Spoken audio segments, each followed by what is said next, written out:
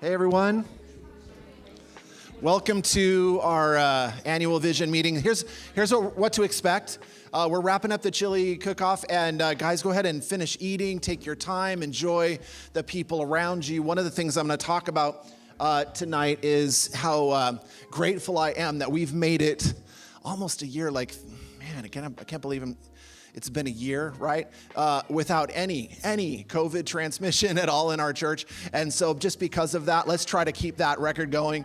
And if you wouldn't mind, please put your masks back on when you're done eating, and let's just keep, I'm not going to get insane about it, but I do, I love it. I love it if we could keep the record going. How's that? Are you guys with me?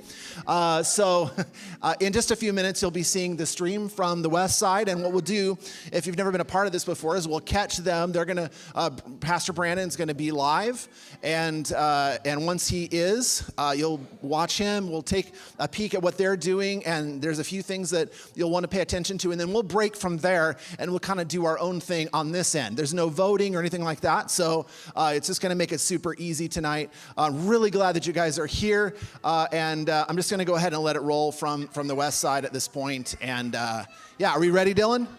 No, not yet. Okay.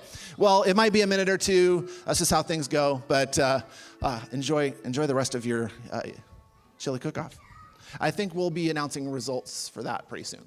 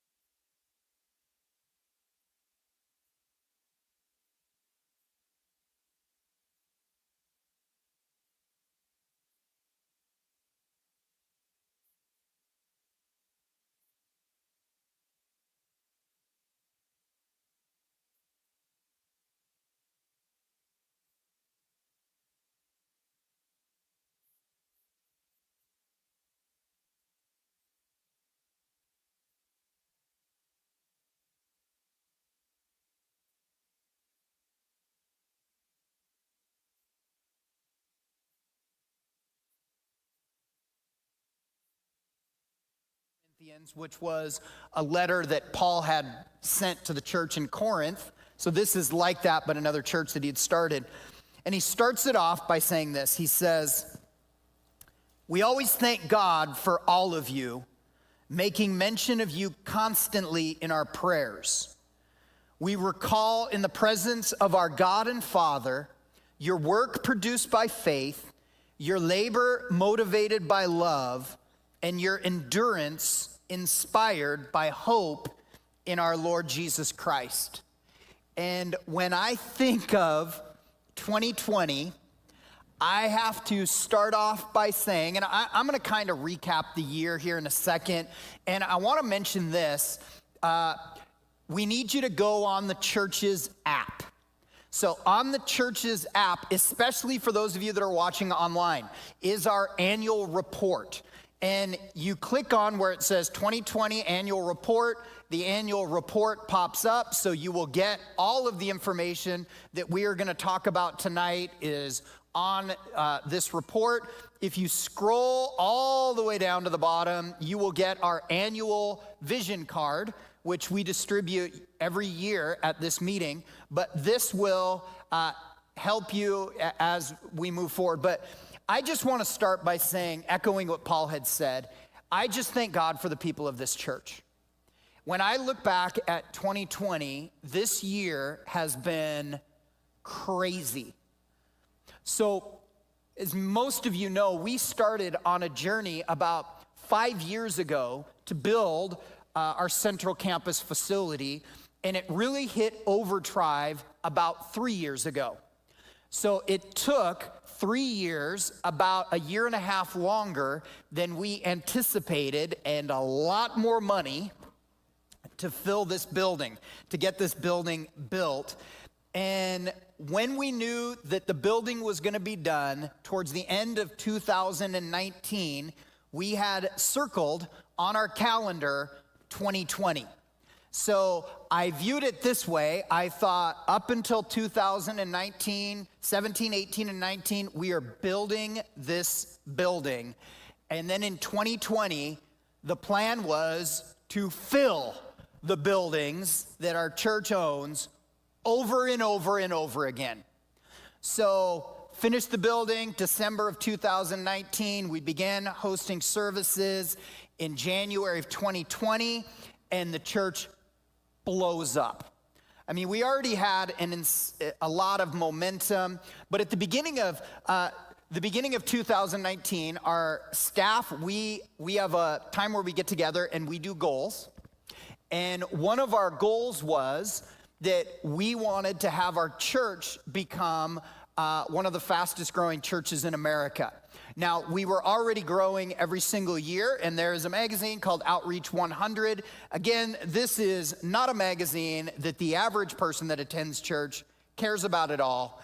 But to pastors, this is like, if you're a real estate agent, I'm sure there's real estate magazines. If you're into decorating, I'm sure there's decorating magazines.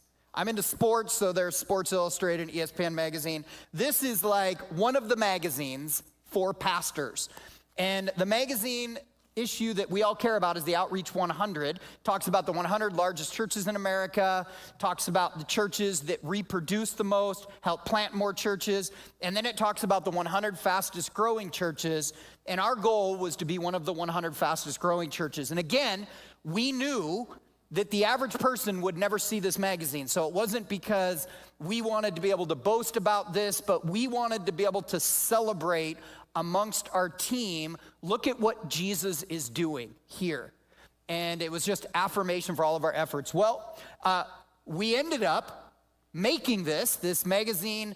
It evaluates your attendance from February to February. We opened our new building in January of 2020, and if you were here back then, it was crazy. By the end of February, we were in fact, I think we were like in the top 25 fastest growing churches in America.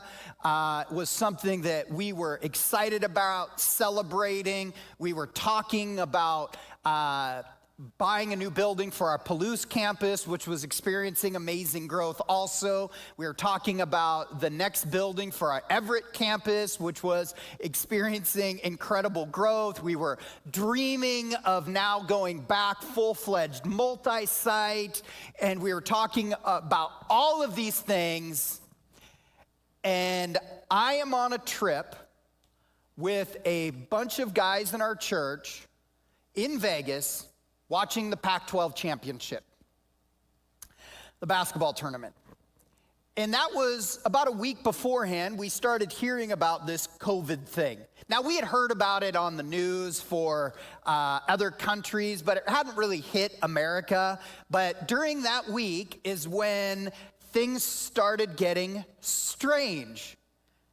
Like, you're not gonna be able to travel. They're gonna do shutdowns. They're gonna close things. I remember, honestly, the Huskies were out right away in the tournament, so I didn't really care. So we would sit in the stands and just shoot the breeze.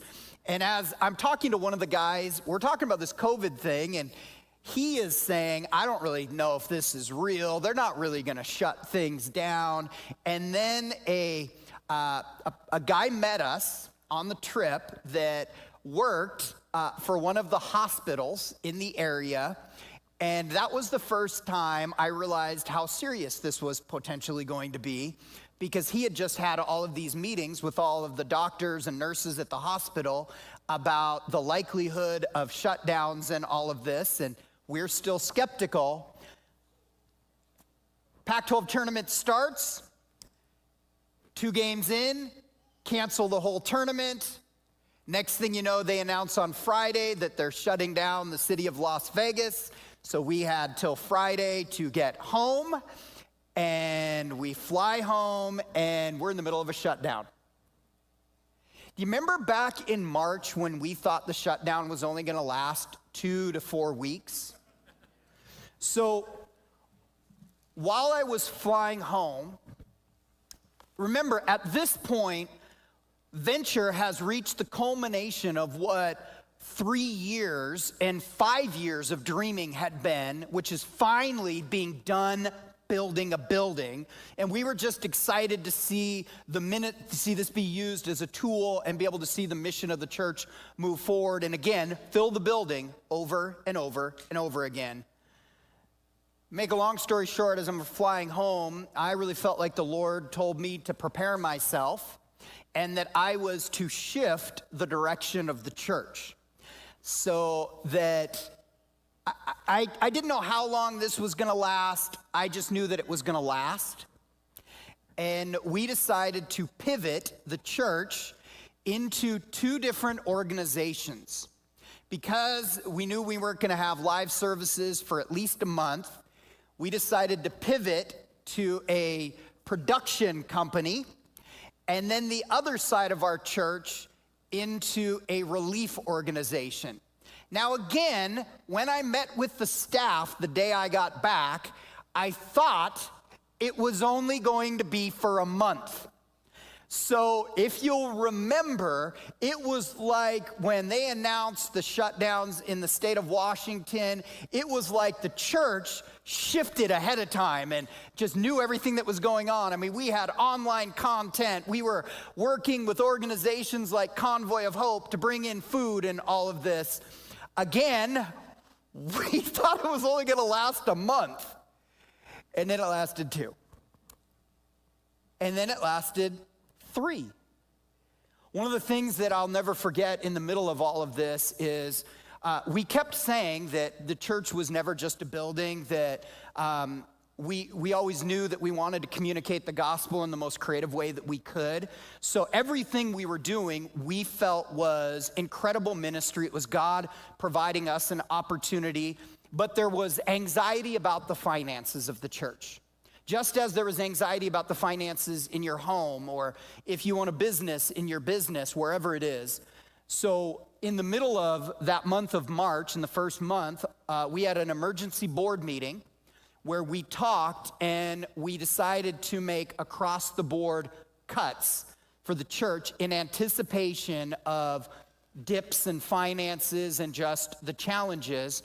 And we didn't want to hinder the ministry, but we knew that there was some financial reality. So all of this is taking place, and then it goes on. And then there is the incidents that happen in regards to racial issues in our country in May, June, and July that leads to riots, protests, lots of fighting on social media. Then once that starts dying down, all of the fighting continues with a very polarizing election coming. And in the midst of all this, we're still closed. The board made a decision in June to open the church without children's ministry at a very small percent on Father's Day. But we didn't open the other campuses. And so the main campus opened on Father's Day to very few people here because everybody was still very anxious about COVID. And over the next several months, while all this tension is going on in our nation for all these various reasons, our other campuses slowly began to open. And it was not a year that I anticipated. And I think it really brings us where we are today. We still do not have our children's ministry totally reopened again. We still have a very small percentage of our church meeting together live on Sundays. Now, our online campus, if you look at the venture attendance, our weekly attendance is, and this is very conservative, is about 3,000 now.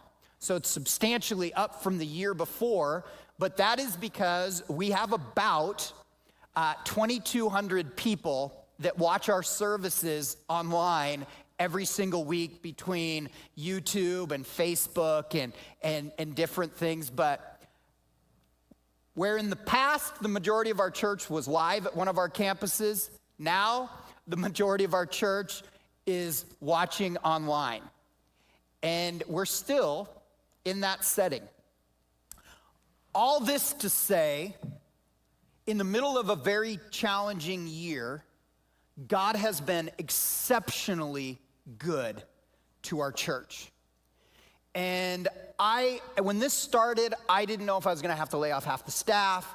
I didn't know where we were gonna be. And then when all of these other major issues happened, if you would have told me ahead of time that one horrible situation was gonna happen after another for our nation, I don't know what I would have predicted for the church.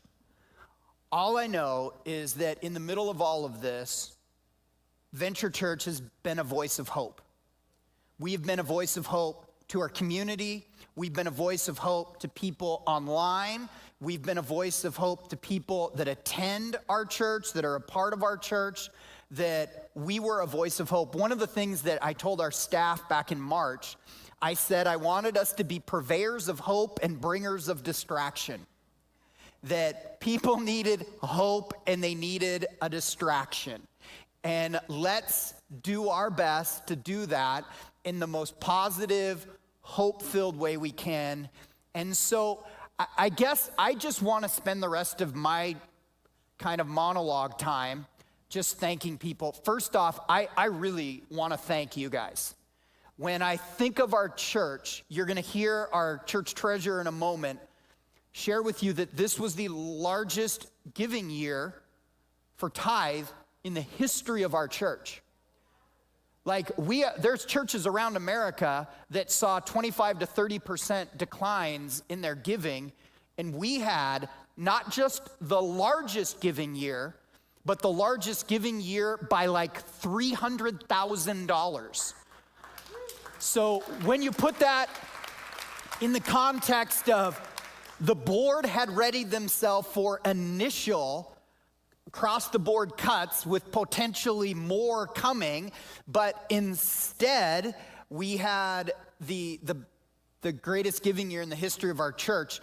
I want to thank you for your generosity because many people were generous when their personal finances were challenging. And I really thank you. And one of the things that I've always said, and you know that one of our core values is generosity. And I have always said that I believe it is irresistible for God to bless a generous church.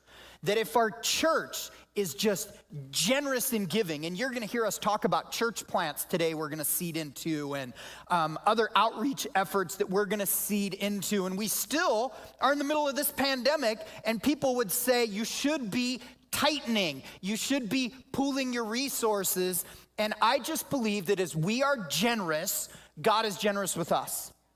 And I think our church has reaped that this year, and I am incredibly thankful for you and your generosity. I also want to take a moment and just thank our board. Our board, in the middle of some very challenging times, has been nothing, they've been rock stars.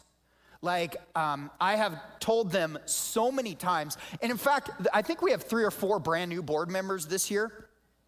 So they start on the board right in the middle of COVID hitting, right in the middle of everything going on. I'm like, you talk about the worst time to decide to serve as a board member of a church. They chose it.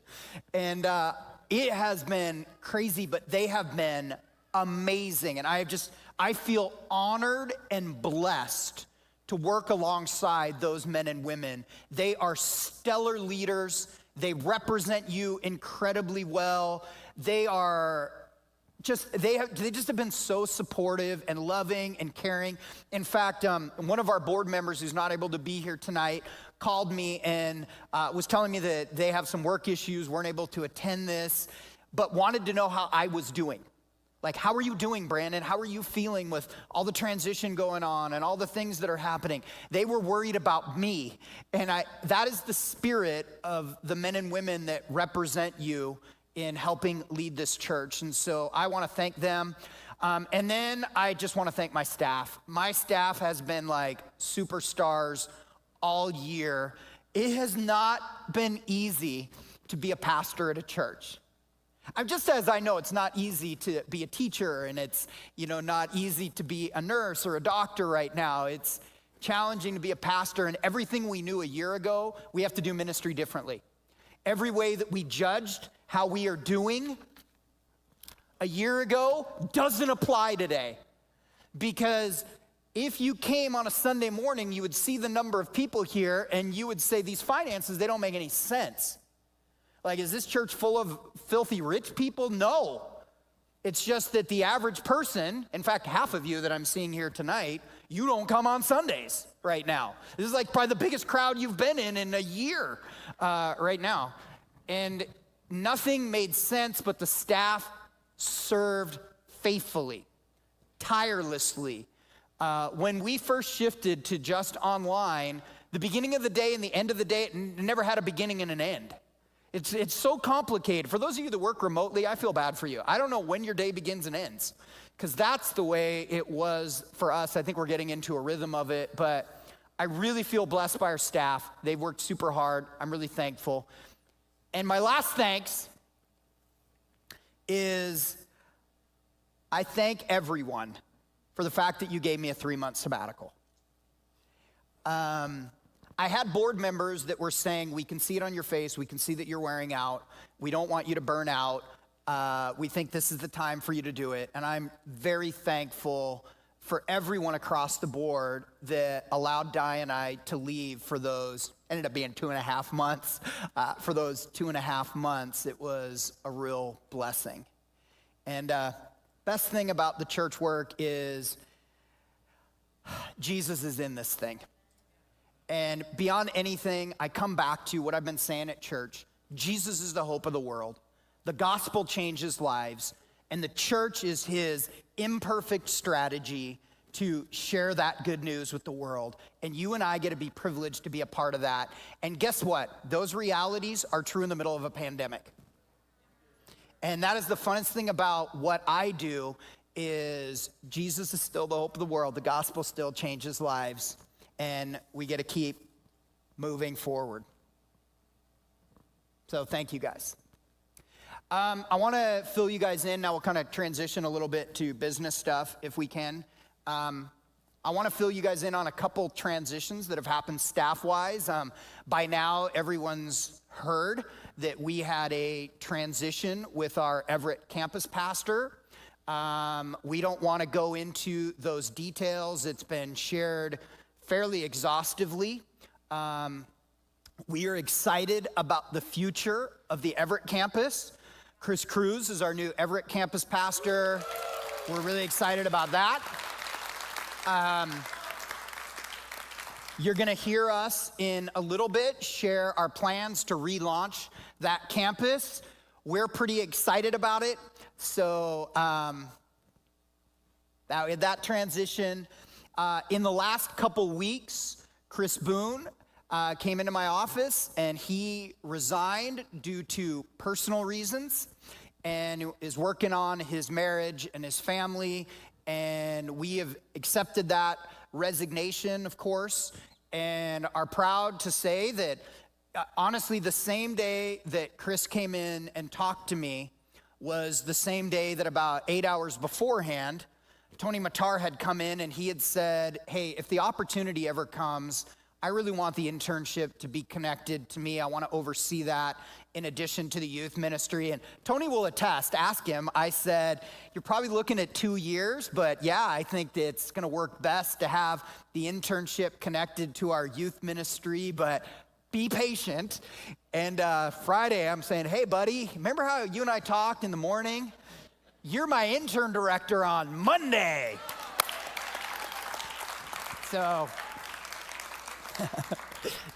the interns have been very understanding and they have been amazing. And honestly, our internship school ministry just, it rocks. I am super proud. The students represent you guys, the future of ministry. So like every single one of them is hireable for our future. Like there's no way I'm gonna be able to hire them all, but they're all amazing. And so we're really excited about the future of that. On that note, now I'm going to start inviting up all of our guests. First off, we have Bob Rickey. Bob, why don't you come up? Just for my entertainment and yours and also his wife's entertainment, I'm going to make Bob sit up here the rest of the time. Bob serves on our board. He is the vice president of our board. Be afraid, while I was gone for 3 months, he was the presiding board member without me here. So should I get raptured and all of you get left behind, Bob will be running the church. So Bob has a few things that he wants to share on behalf of the board. First off, do you like talking into microphones? I can't say I talked in a lot of microphones, but yeah, we'll go for it. Hey. Why don't you tell them what you do?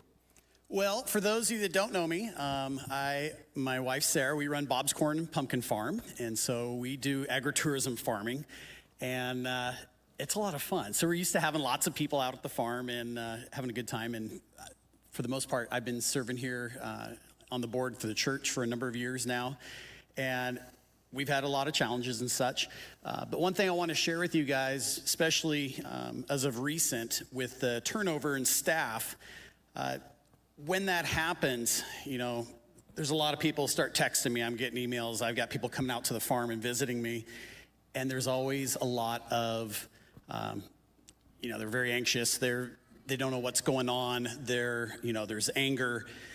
They don't know what happened, and it takes. You have to talk them off the ledge, and you got to bring them back, and you have to kind of build this trust back with them. And what I want to reach out to you guys is the people that we serve with together on the board are amazing, okay? A lot of us are business owners. We employ people.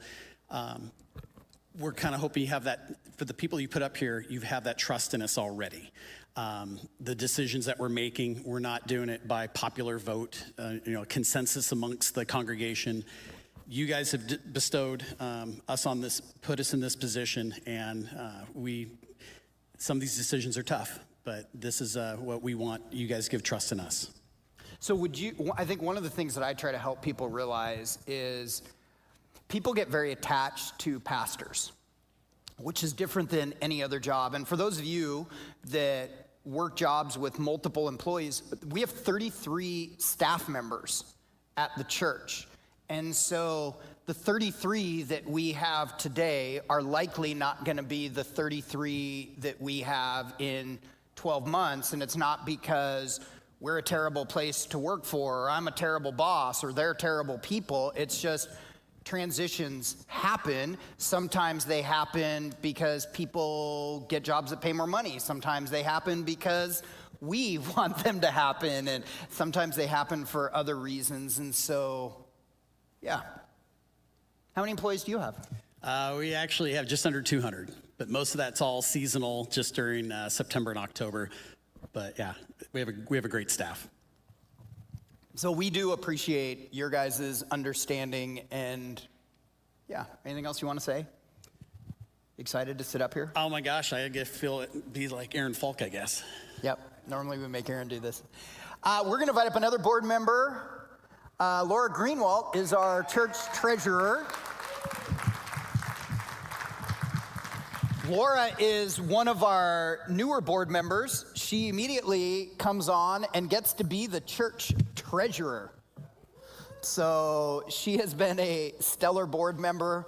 Bob and I are like, we're buddies. We travel together. We goof around together. I make fun of him because he's got terrible taste in sports.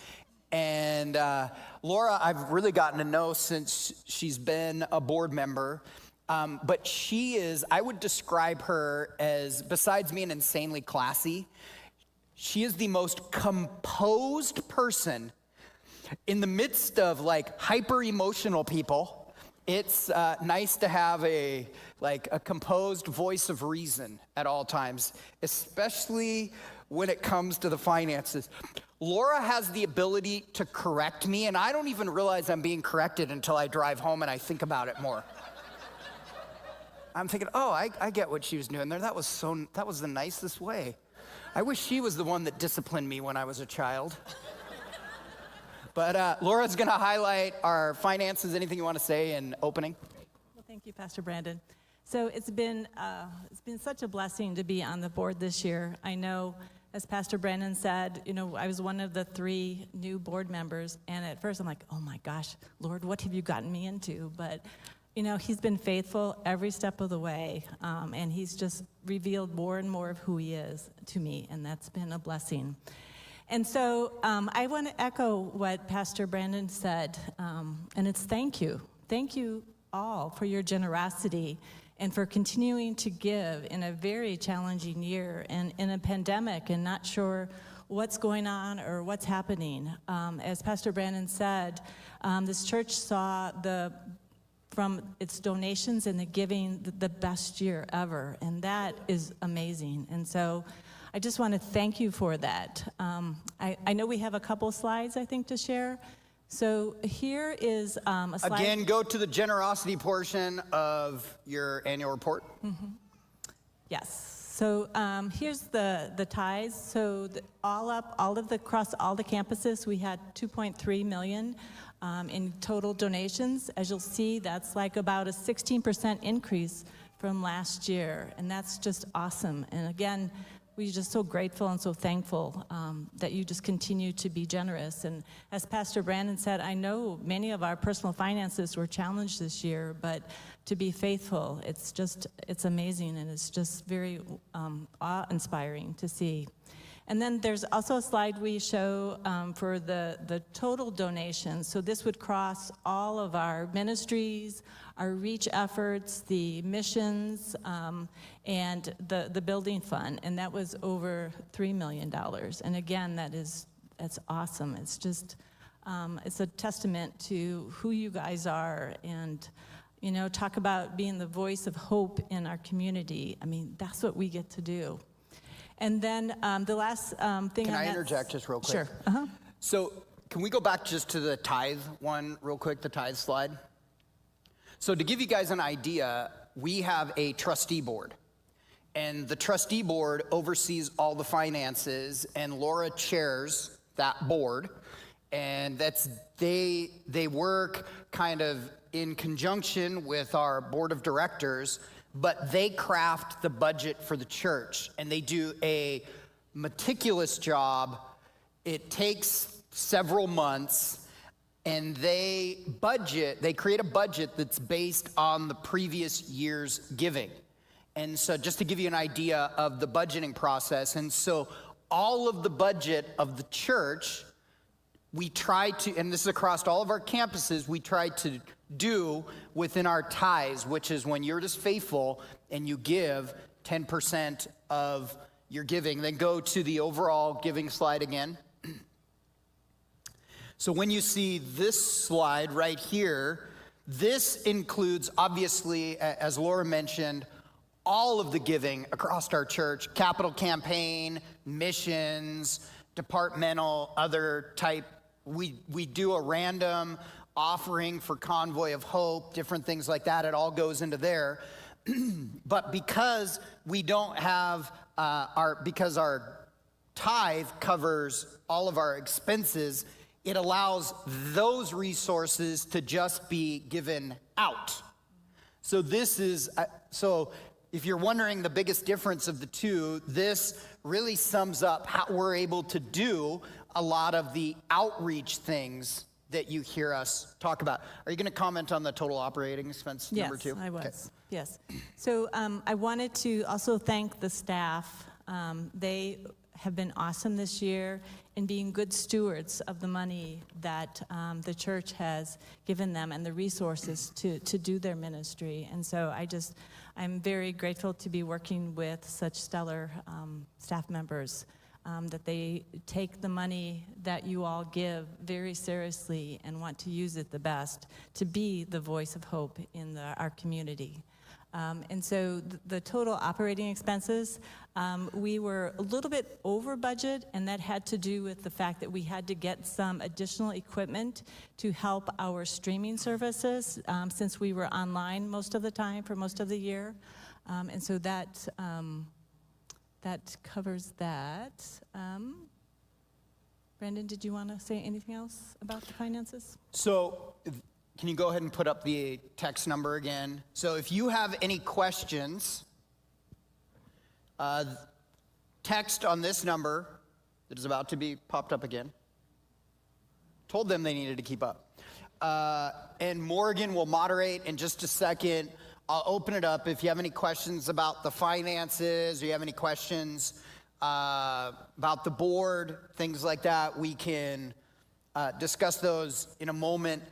I want to mention, as you guys are taking some time to do that, I want to mention one thing, that with some of the challenges that we had with our Everett campus, when we had conversations with the members of that particular campus and they shared concerns, one of the concerns that they had was, we would really like to have a board representative. We also had that same discussion with our Palouse campus. And we are right now, we're going to add 2 more board members in 2021. So we're going to have a larger board, so we're not losing any of our board members, but we're adding a board member from our Everett campus and also a board member from our Palouse campus. And we are working through that process of the interviews and applications and things like that.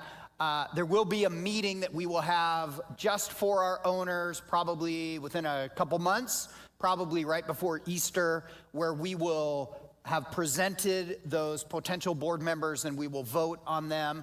But that is in response to wanting to do the best we can to service the entire church and have voices from everybody across all of our campuses to be able to hear that. As far as the giving, we'll hit on the reach giving in just a little bit, specifically for missions. Why don't you talk about the capital campaign? Sure. So I think there's a slide that shows the capital campaign. We're in our 3rd year of the campaign, and so far, I believe we're over 50, I think we're almost like 65% of what has been pledged has been brought in. So again, it's another testament to your faithfulness in your giving and in your commitments. And so that is, again, awesome. We do want to encourage everybody, even the capital campaign that began is technically We did a 3-year campaign. It ends in September. If you have not fulfilled your campaign, like my family, you're allowed to go past that. I mean, we want you to continue. Our goal is that we receive 100% of what was pledged. That's our agreement with our lender. We are committed to doing this. So this is one of the 2021 projects, is the next $100,000. And we actually, this was voted on by the trustees back in October. As most of you know, we have not completed the kitchen yet. It's about $100,000 to complete the kitchen. And they had committed that the first $100,000 that comes in January 1, until that $100,000 comes in from the capital campaign, we will utilize to complete the kitchen, because we know Celebrate Recovery would like it done, MOPS would like it done. All right, guys, we ready to shift gears here? All right. Whew, man.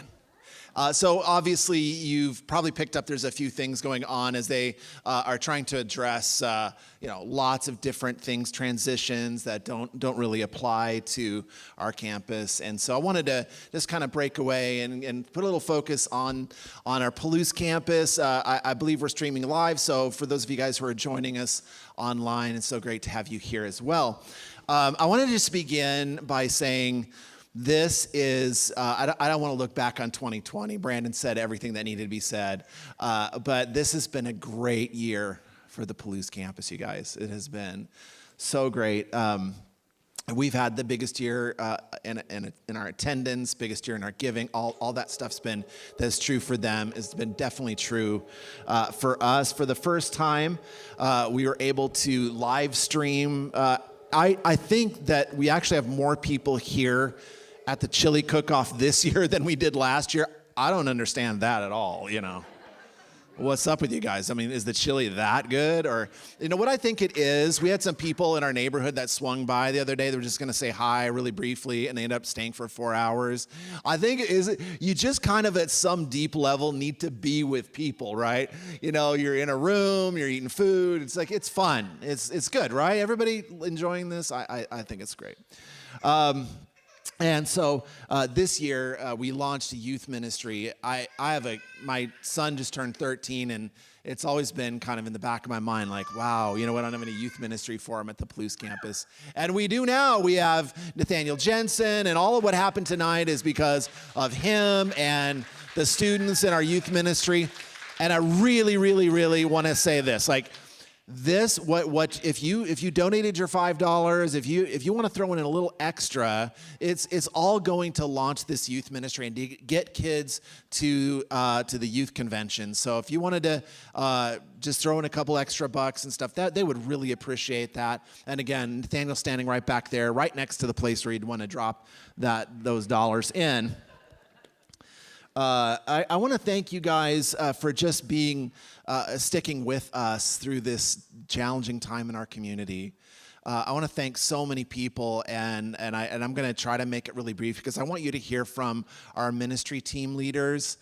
So I'm going to kind of take a secondary role in all of this, and I want you to hear from every single one of our leadership and team leaders in our church, because they're the people that are the rock stars making this thing move and grow.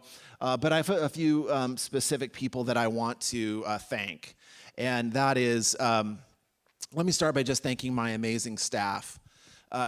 As Brandon mentioned, being a pastor, being on staff, doing ministry in the COVID era has been challenging, and we rethink everything, and then we reinvent, and everything's an experiment.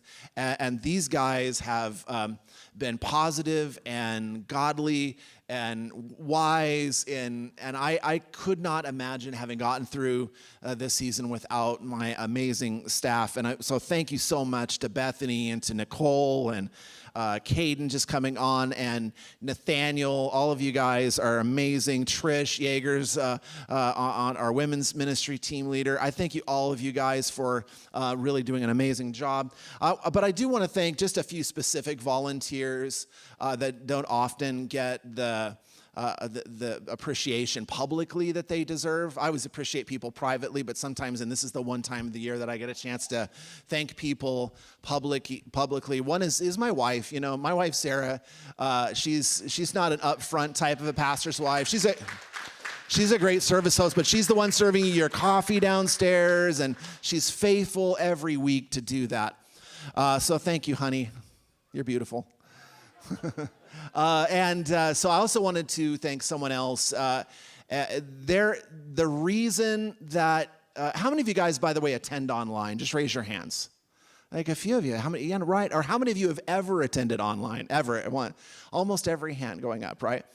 This time last year, we couldn't do that. And when we had to go into crisis mode lockdown, we couldn't have done that without Dylan. Dylan, Jacob, and Kevin Russell, those two guys, I'm serious.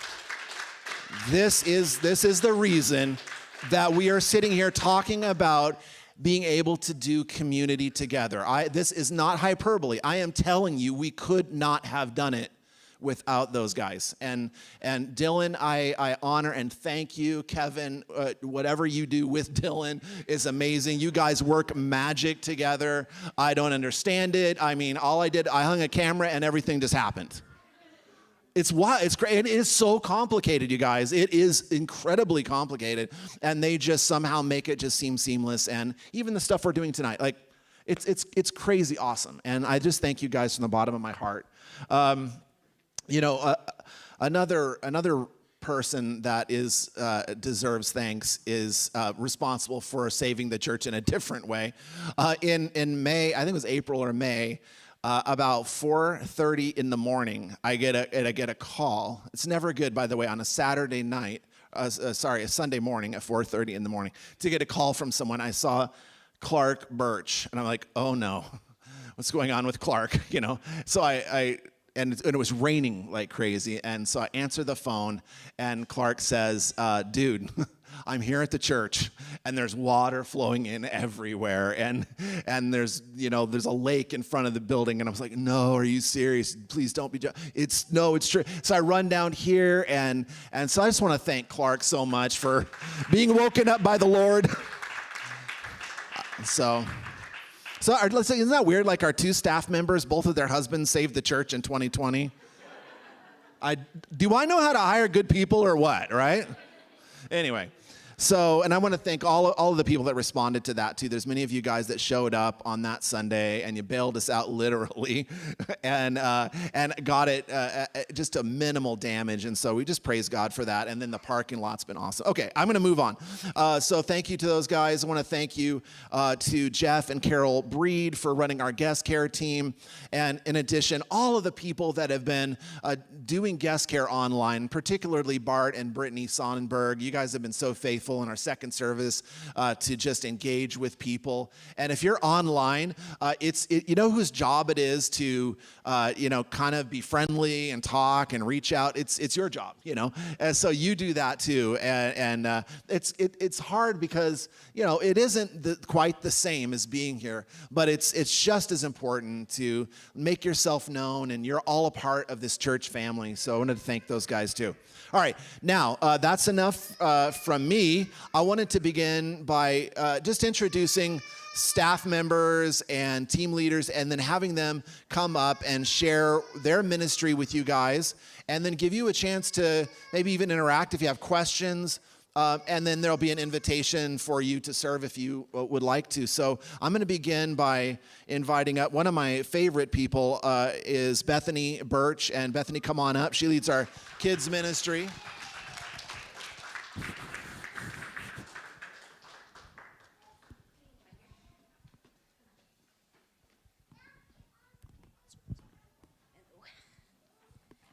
Hey, I'm Bethany, and this is the beginning of my 4th year running the kids ministry, and I still feel like I don't know what I'm doing.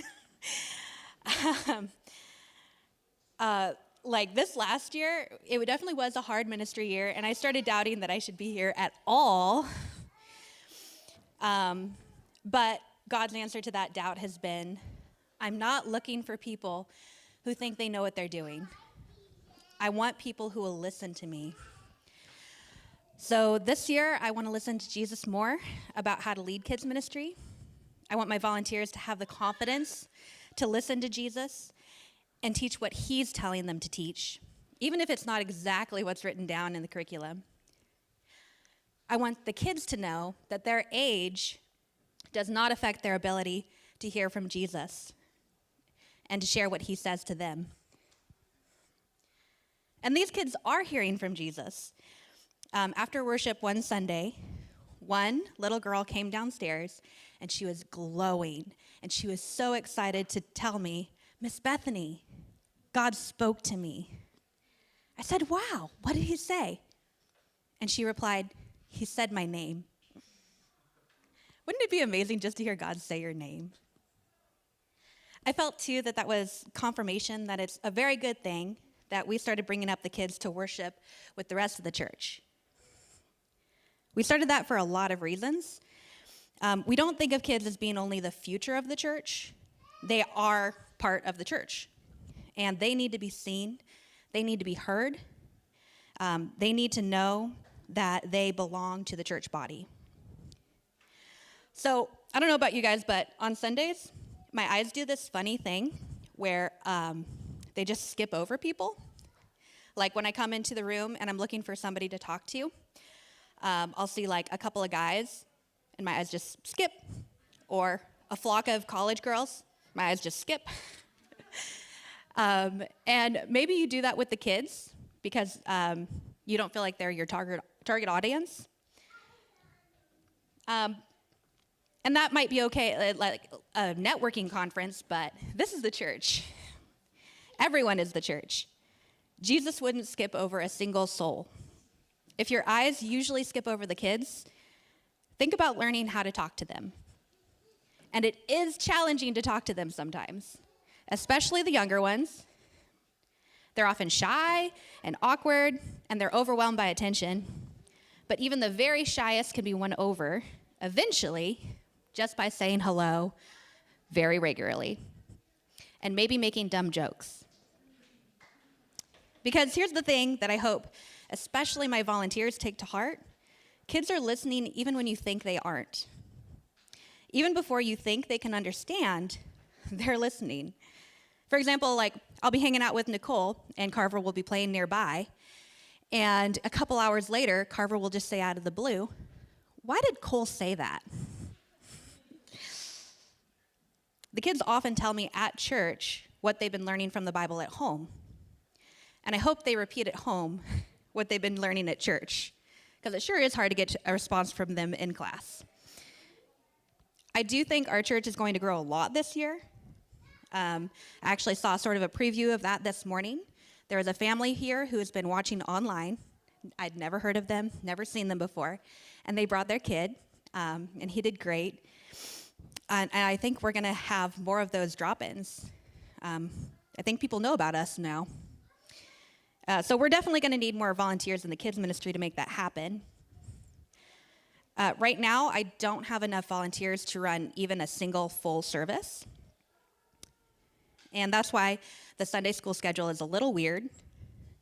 We only offer the toddler and early elementary classes during first service, and then we only offer older elementary class during second service. And I realize that's awkward, and I thank my family so much for being flexible. And I believe that many of my volunteers who I had early last year are going to come back, but I'm not going to take any of them for granted or make any assumptions. And I suppose that should make me desperate.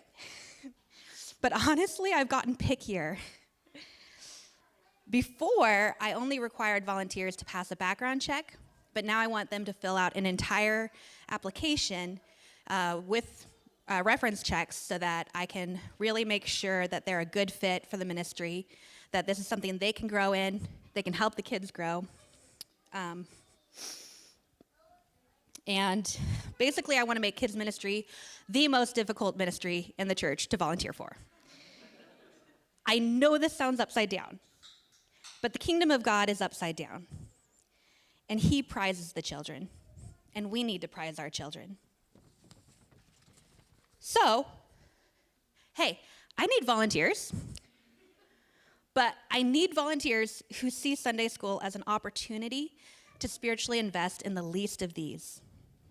If you want a preview of what that means, just talk to me, and we'll have you shadow a teacher one Sunday, and then you can decide whether or not you want to apply. If you'd like to be involved, but you can't see yourself directly teaching kids, I have a front desk position. I created it primarily for accountability, because from the kids' desk, you can see into every single Sunday school room, but to also give the teachers an extra hand.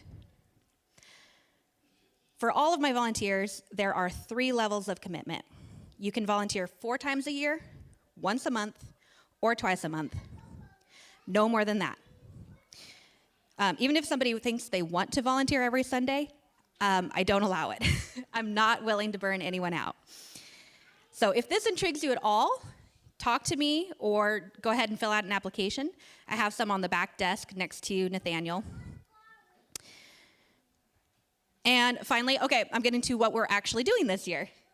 The new kids director at Central, her name is Kaylee Patrick, and she is all about discipleship and helping parents disciple their own kids. And she really wants us to act as one church. So her team and I have been working on a quarterly discipleship checkpoint. Basically, every 3 months, we are going to put together a subscription box. It's going to cost around $15, and it's going to be packed with a ton of stuff for a family night. It'll have games, a recipe, snacks, activities. It's all going to be in the box, and it will all be related to a certain spiritual discipline. Then we'll have a video that goes along with the box and explains the spiritual discipline. It will also include family discussion questions. So we're going to be announcing the contents of the first box on February 21st, and then boxes will be delivered or picked up on March 14th, which is when the video will also be launched. Other events this year, everyone had so much fun with the automobile Easter egg hunt last year that we're going to have to do it again. Yes. It was really cool. We even had a family participate that didn't go to our church. That was cool. I would love for some help coordinating the event this year. The coordination is completely virtual. But this Easter, I'm going to be a little busy. There's another big Easter event I'd love to do in mid-March if I can get enough interest. It's a flashlight scavenger hunt. We'd take over the whole church and lead kids on a sort of discovery expedition of what Easter is actually about. And at the end of June, we're planning an in-person vacation Bible school for 3 or 4 days. Let me know if you're interested in helping with that. And thank you for being a wonderful and encouraging church body.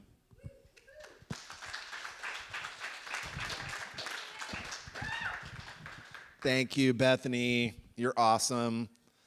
She's the real deal. And honestly, we don't talk about these things like, oh, their needs. We want to beg you to serve. Guess what? We get to invite you. We get to invite you to invest in the life of God's little, most precious children. So, man, I'm excited about that. Next person I want to invite up is Nicole.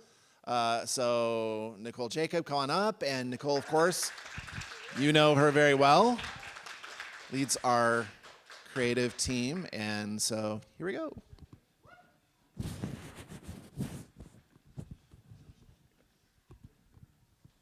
So weird to sit.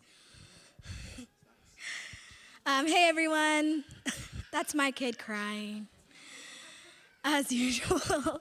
I'm really excited to be up here and talk about what the worship ministry is doing this year. Pastor Scott already thanked all the people I was going to thank. So I had to X out a part of my speech. It's okay. I'm just messing with you.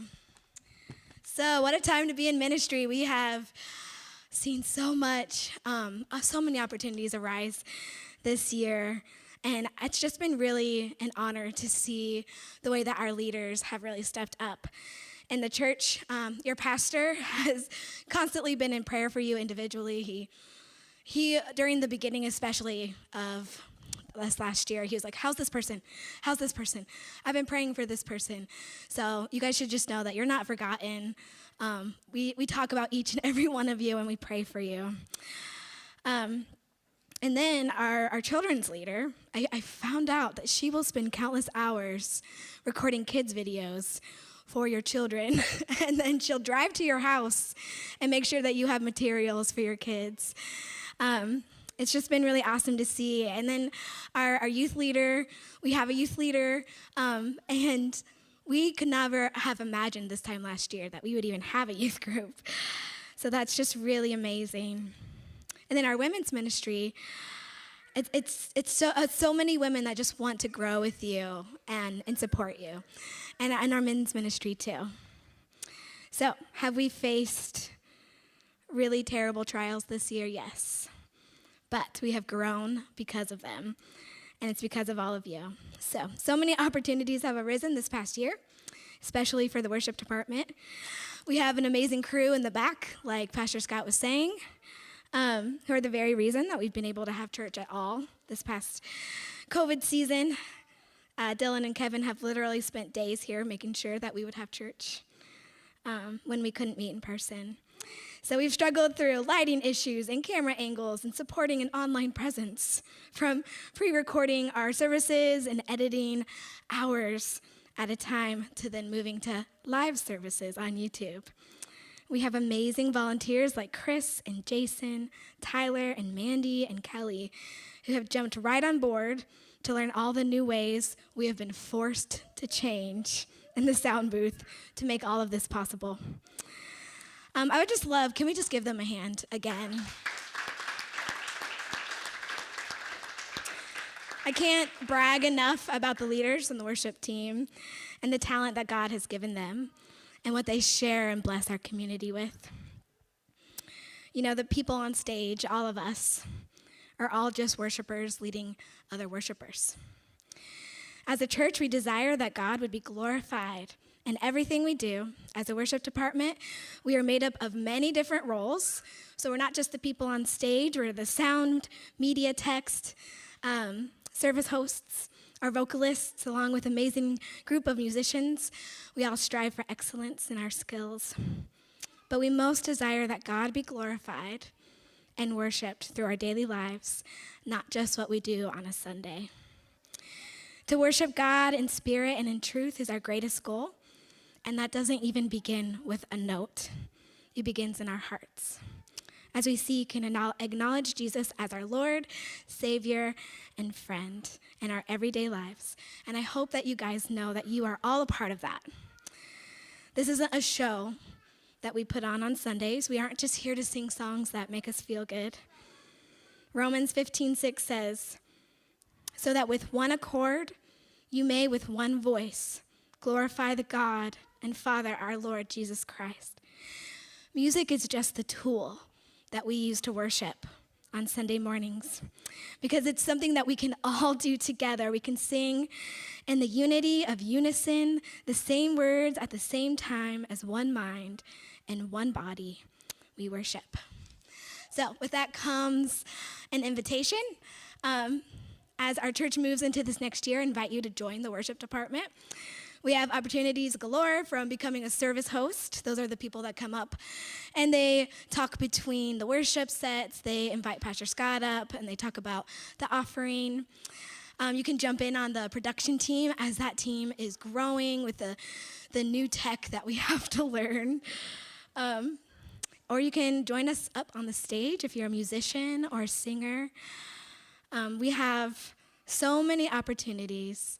And I just want to encourage you all to join us, to serve with us, not just the worship department, but all of these other opportunities that our next leaders are going to talk about, because it's something that changes you, and it really opens up so many doors for us to serve God in a new way. So yeah, cool, that's it.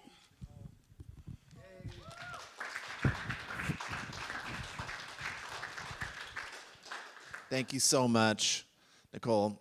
And I want to just thank you guys for being willing to sort of engage in a different way at home when you worship.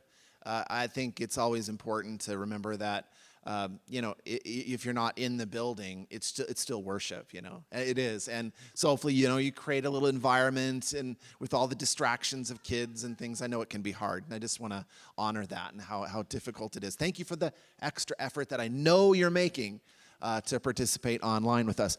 Next person I want to invite up is Trish Yeager. One of the really bright spots this last year has been the community that's formed around our women in venture. And the year didn't start off that way, but Trish kind of has taken on a really powerful vision for what God wants to do here at our church. So I wanted to give her a chance to share that with you. Would you give Trish a big hand?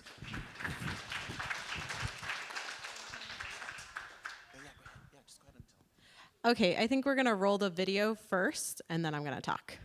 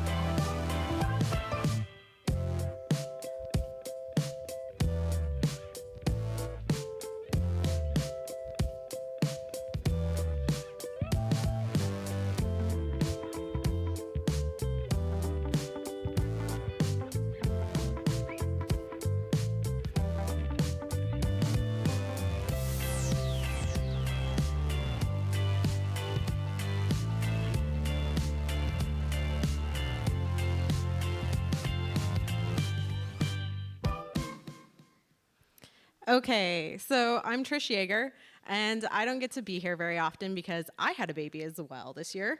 That's what I think Bethany's talking about when there's going to be more of us around, like more kids. I think we're all having babies. I think that's what's going on. And so my 3 littles are at home right now. Hi, guys, go to sleep. And so it's been difficult to connect with you all when I'm online.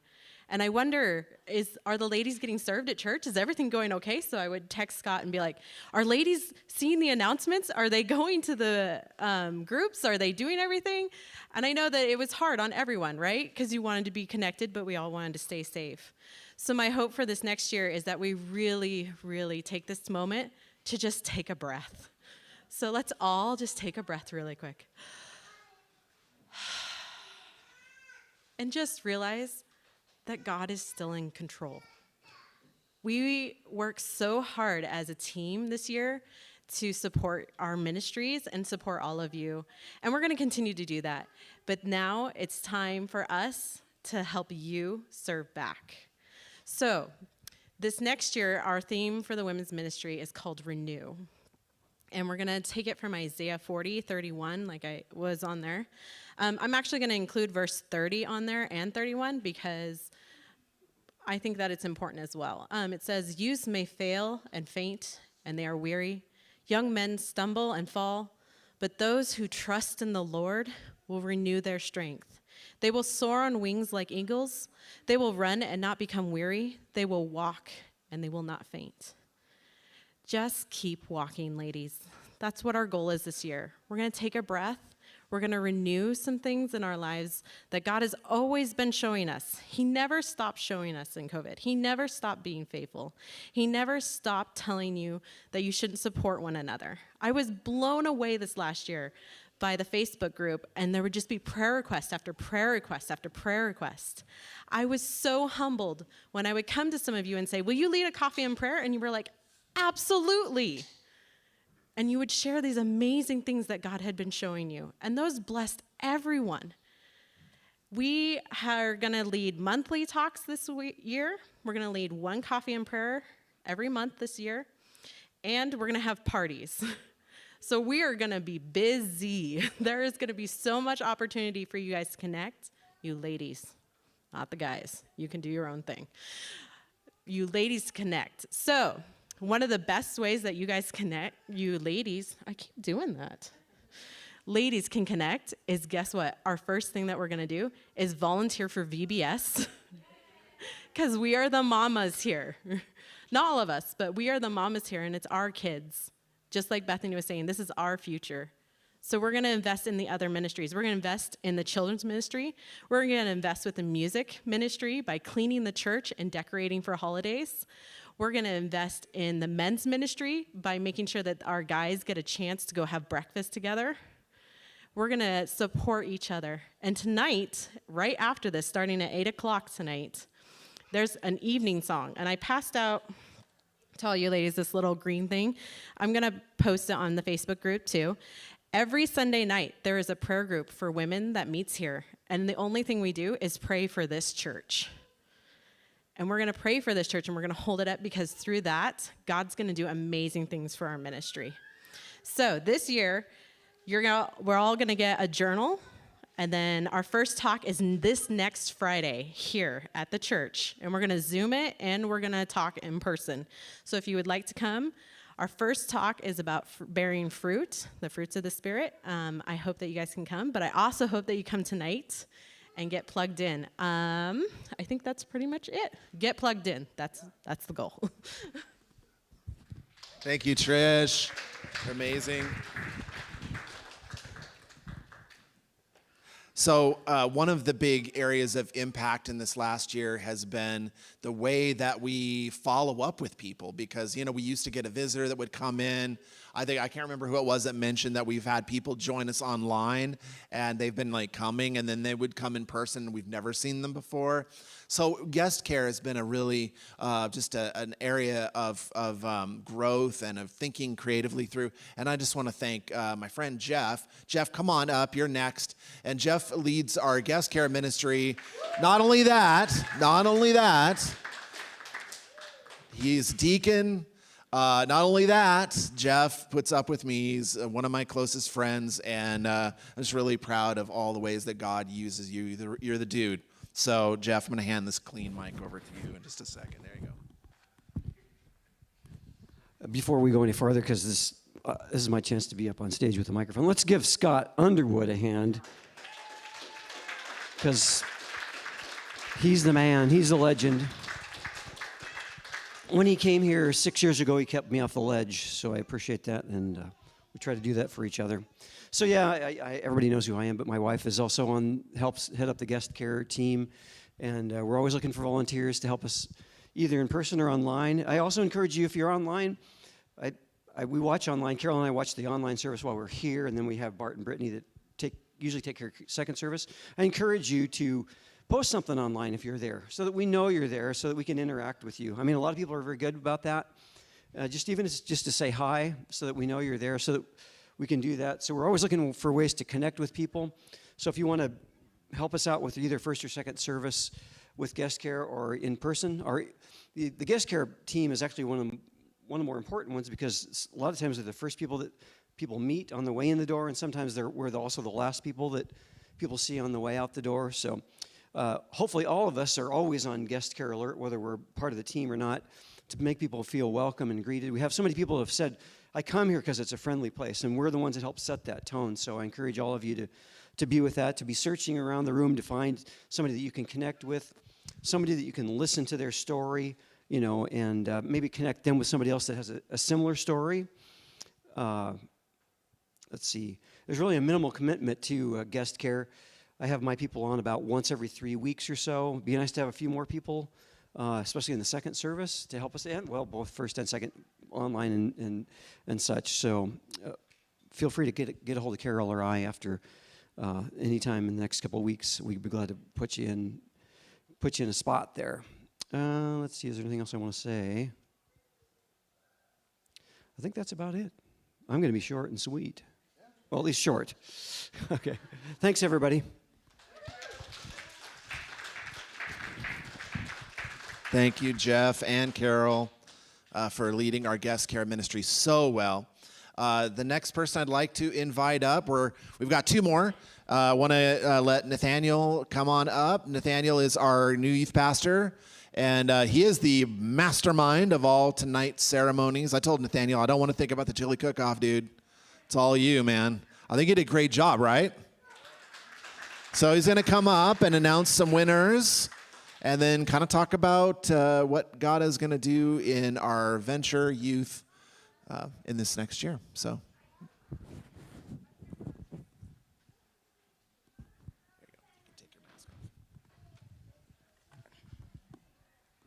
Sorry. These are random. There's a point to it. So we're going to get to the chili cook-off winners first. And so we will go. See, I have them written down right here. So there was 3 categories. There was best of show, best heat, and taste just like mom's. So for the category of taste just like mom's, we have whoever made chili number 8. If you, I forgot to grab names. That's on me. So if you brought the crock pot on the very end. Anybody? Yep. So you guys, your chili tastes just like my mom's chili. And for that, you get the golden oven mitt. I would not stick this into an oven or use this in an oven. It might burst into flames. But it's a golden oven mitt. So for that, the golden oven mitt, sir. Thank you. For the best heat, this one got the most votes by far. With a staggering, like 2/3 of the votes for best heat were for this one. Who brought crock pot number 3? You guys have the best heat in the chili, and for that, you get the golden toilet plunger. It's covered in spray paint, so that's up to you. So there you go. Well, okay. Well, I mean, it's a scepter, so you know, you were now the monarch of the spicy chili. So, and for the best of show, for those of you who can't tell, this is a coffee mug shaped like a toilet, spray painted on a piece of wood. It says best of, chili cook-off champion 2021. It is the magical trophy, and I'm covering up the numbers so I can't see. That goes to crock pot number 7. Who brought the vegetable crock pot with the veggies on it? You guys had the voted best tasting chili, and so you get the trophy for best of show.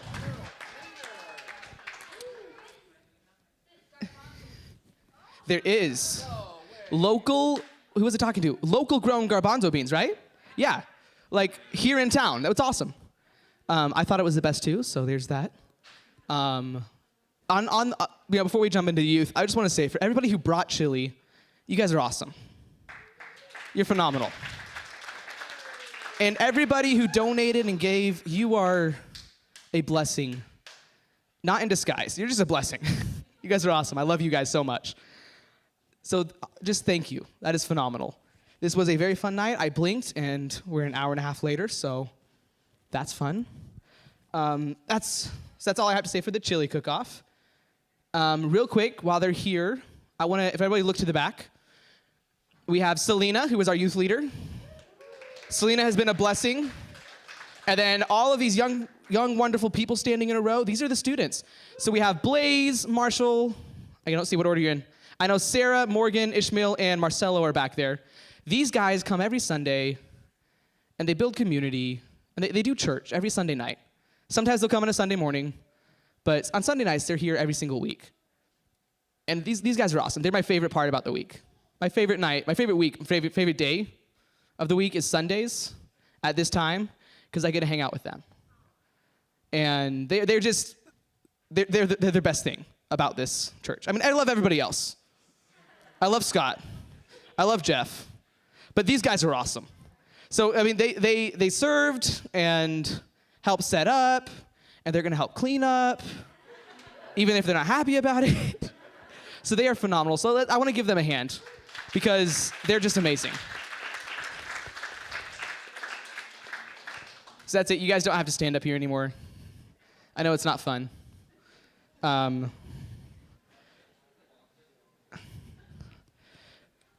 So if you haven't guessed, I'm the youth pastor here. And my job is investing in those guys. And as we're talking about looking back to last year, I started last year 300 miles west with a pandemic that I wasn't sure if I was going to end up moving out of state, if the world shut down. And it was a rough year. I got to move here in August. I got to meet so many of you guys, and I'm still getting to meet so many of you guys. So we started a meeting, I want to say in October, I think, with growth groups, right? And we've grown from 2 or 3 students to averaging 11.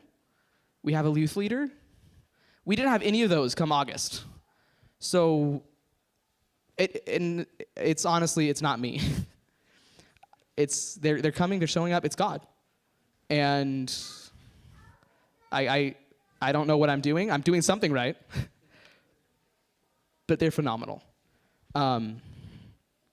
So Venture Youth, I've been interning under youth pastor for 3 years before coming here.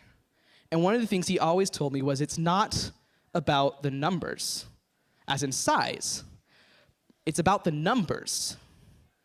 And I was like, what are you talking about? The first time he told me that, I was like, it's not about the numbers, it's about the numbers.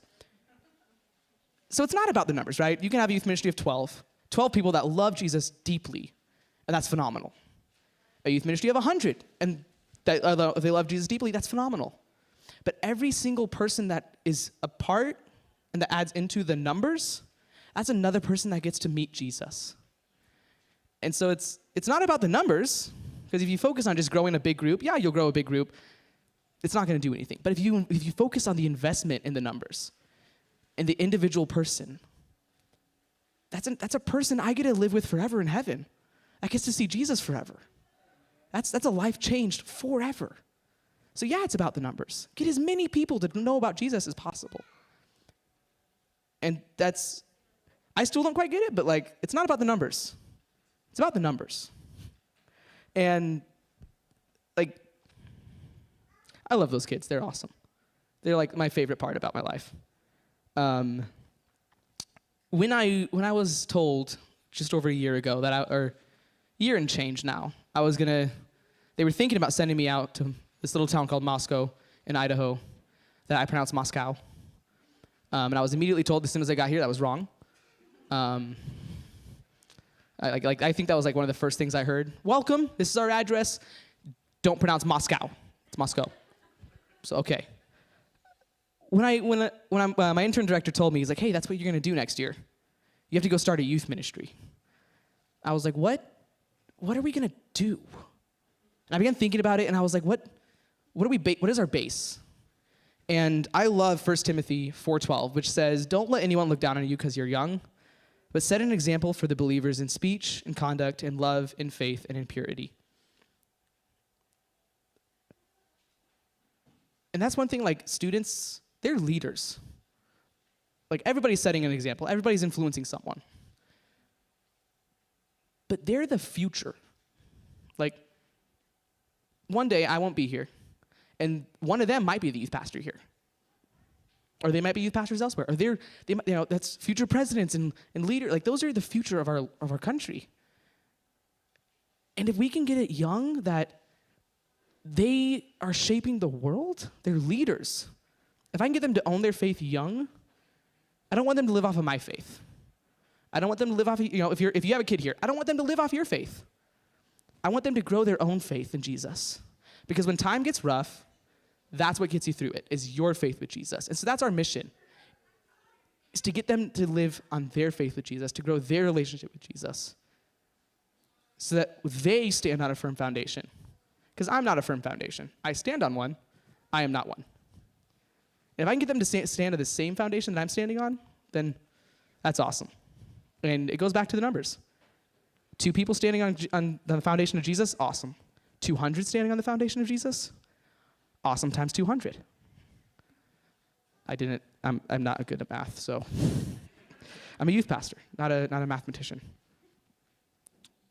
So that's kind of the mission. That's my goal. And part of leading is you're growing.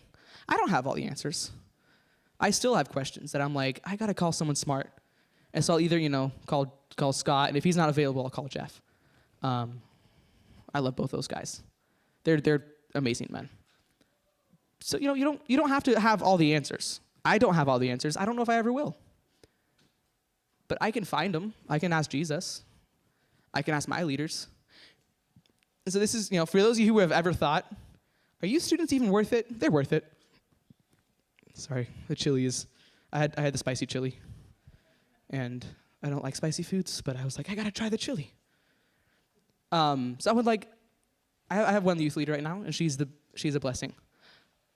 But I don't want to just stay small. I want to reach as many people as possible in the short, lifespan I have here. And so part of that is we need leaders. We need people who are willing to give up one evening a week and the occasional weekend to shape the future leaders of our world, to invest in them. I grew up in a youth ministry. I wouldn't be a Christian or I wouldn't be here today if it wasn't for my youth leaders that I had. So if you've ever thought about being a youth leader, it is the best investment with your time you can ever make. And you don't have to know all the answers. I don't. But you have to be willing to share your relationship with Jesus. Be willing to invest in them, because it's the best thing you can do is to invest in others. It's hands down, it's the best thing. I love it. I recommend it for everybody. I know it's not for everybody, but I recommend it for everybody. So that's my youth leaders pitch. You guys should all be youth leaders, because nothing excites you better. The best thing I've ever gotten was just recently, I had a youth student who I haven't spoken to in a year, because I became not cool to talk to for a while. And he just recently asked me, he's like, hey, I want to start reading the Bible again. What verse should I ask? I didn't even know he had my number. That's awesome. I've invested in that kid for 3 years. And now he's coming to me and going, hey, I want to actually get to know Jesus. Really for myself, not through the guys on stage. That's the best thing. When a student turns to you and goes, hey, can you answer this question? Hey, can I have help? Because high school's rough. Middle school is rough. I would never relive those days, ever. Hands down, never. And so getting to be a positive influence in a time of life where everything is a lot of negativity and a lot of change and a lot of inconsistency, students remember their youth leaders for life. I can name the 3 youth leaders I had, the 3 guys who invested in me the most when I was a teenager. And I regularly tell them how much they changed my life. And not to brag on youth, being a youth leader or anything, but it's a chance to disciple. When Jesus said, go into go make disciples, that's the last thing he told us to do. I want to do it. And so volunteer, if not with youth, with worship or with kids or somewhere. But it's worth the investment. So that's what I got to say. Thank you so much.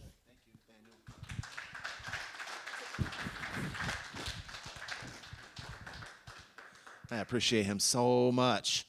The next, and actually the last person that I want to invite up is Kenny. Kenny is a super big answer to prayer, because we are really excited about this next year and what God is going to do in our venture. Men, if you haven't met Kenny, he is a ton of fun. He is a smart guy. He is hilarious.